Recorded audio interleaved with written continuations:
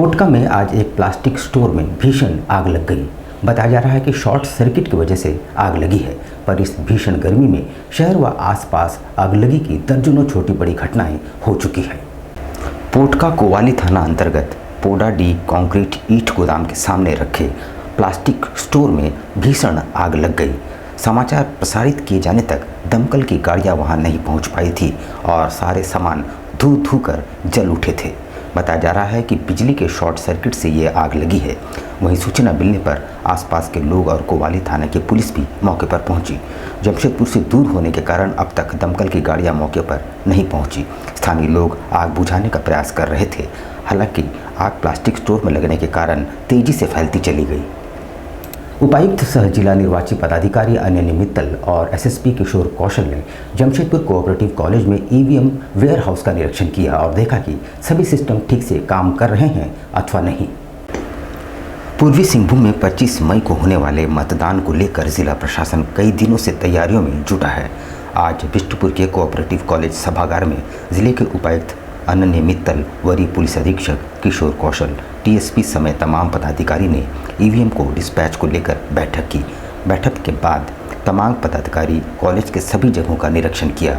वहीं वरीय पुलिस अधीक्षक किशोर कौशल ने कहा कि कोऑपरेटिव कॉलेज में डिस्पैच और मतगणना केंद्र बनाया गया है। इसको देखते हुए जो भी इंतजामात है उन लोगों को देखा और जो भी थोड़ी बहुत कमी है उसे जल्द दुरुस्त करने का निर्देश भी दिया है। काउंटिंग के दिन किसी तरह की कोई परेशानी ना हो। रिसीविंग के दौरान भी जो मतदान कर्मी वापस प्रॉपर्टी कॉलेज पहुंचेंगे उन्हें किसी तरीके से परेशानी न हो, इसे भी देखा जा रहा है। साथ ही बड़ी संख्या में गाड़ियों की आवाजाही होती तो गाड़ियों की पार्किंग की व्यवस्था भी सुनिश्चित की गई है।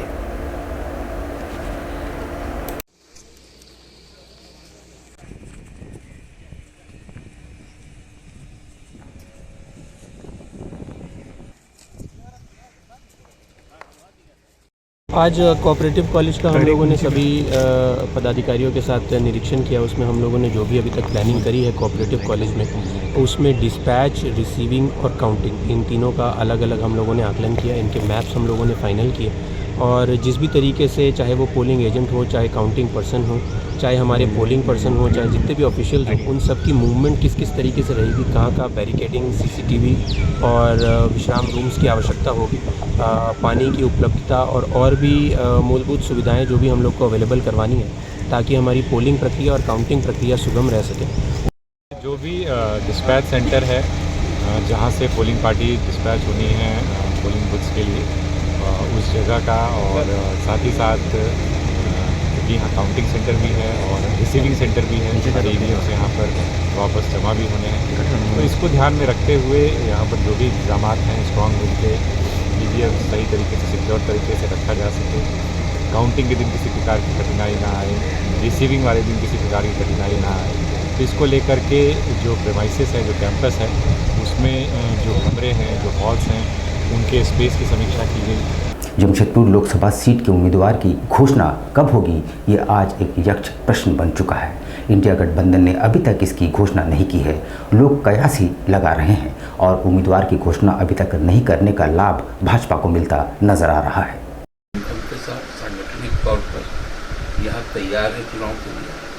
हमारा हर स्तर का जो बूथ का जो कार्यकर्ता है वो निकल चुका है।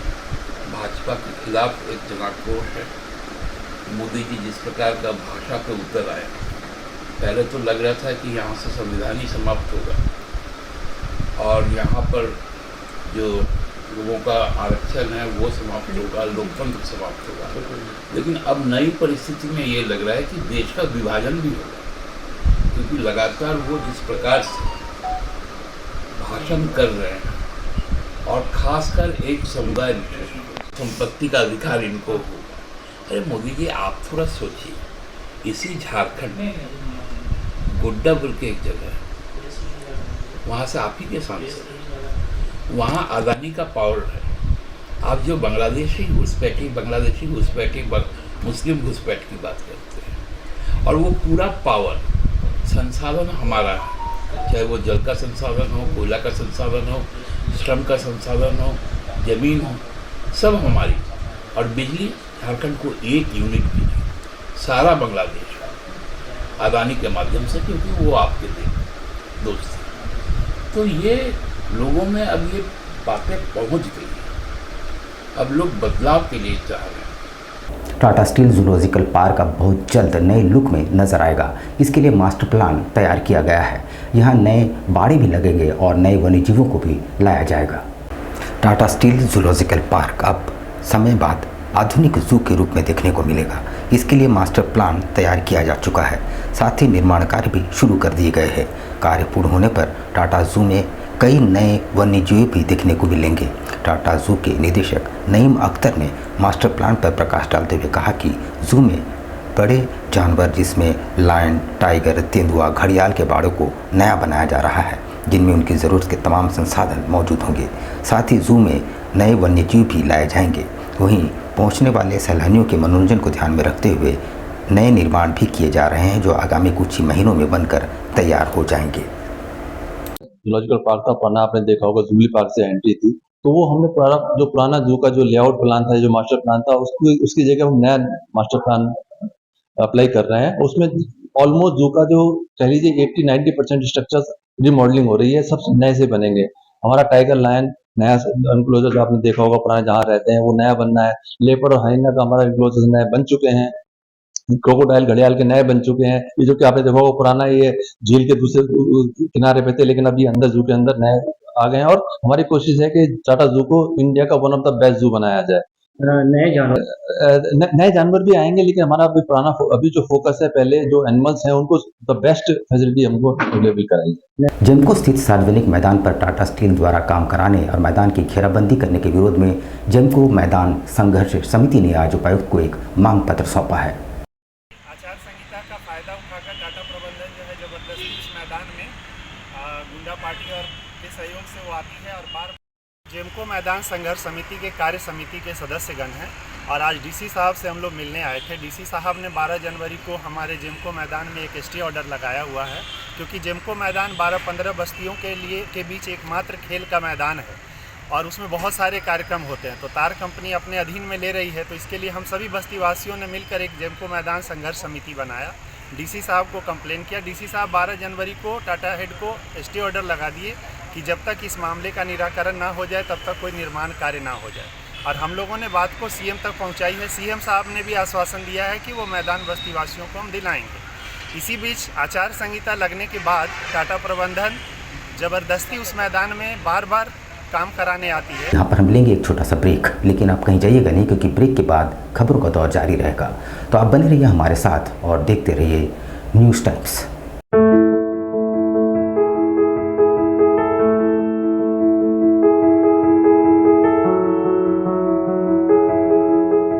कैसे हो मनोज? ठीक है भैया।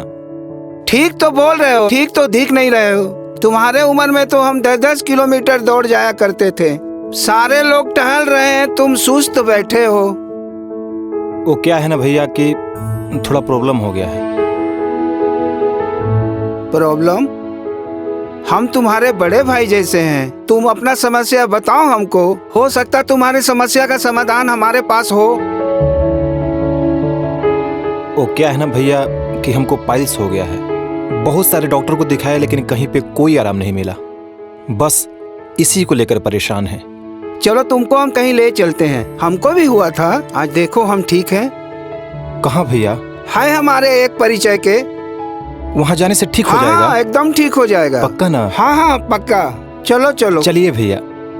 शमीम खान नवेदी, पाइल्स, बवासीर, किसी भी प्रकार का बवासीर हो, 7 दिनों में जड़ से समाधान है। शमीम खान नवेदी, दातकेडी 9308081071, 9031612032, सुबह 10 बजे से 1 बजे तक और शाम 4 बजे से 8 बजे तक। आपके बच्चों के सुनहरे भविष्य का दूसरा नाम गायत्री शिक्षा निकेतन।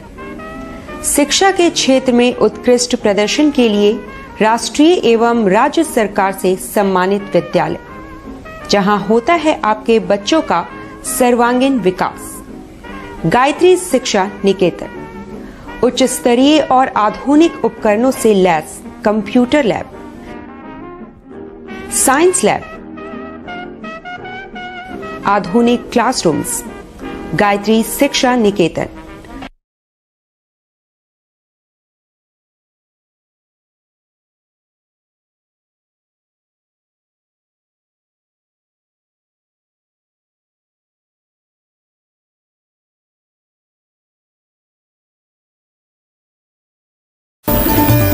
Indian Bakery, specialist in cakes and confectionery items. Online booking facilities. Online booking facilities. Specialist in all types of patties, eggless cake, birthday cake, anniversary cakes, wedding cakes,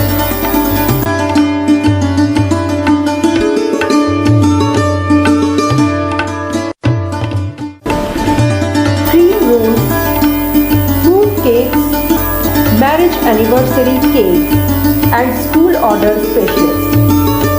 Please do visit with your friends and family.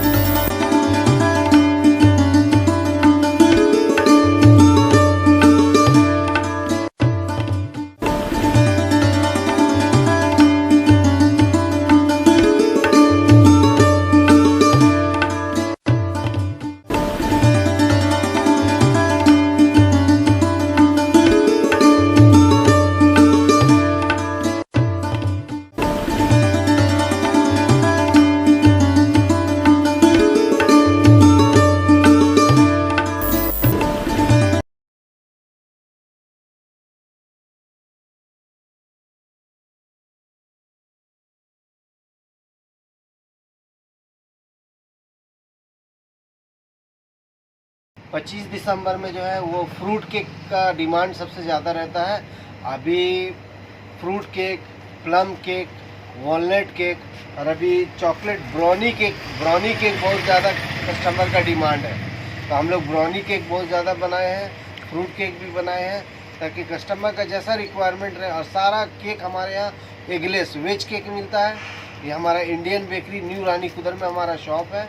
Jin customer को भी चाहिए वो बिना झिझक आए हमारे Indian bakery new रानी कुदर में, और हर तरह का केक आपको मिल जाएगा, आपको रीज़नेबल प्राइस में मिलेगा, रीज़नेबल रेट।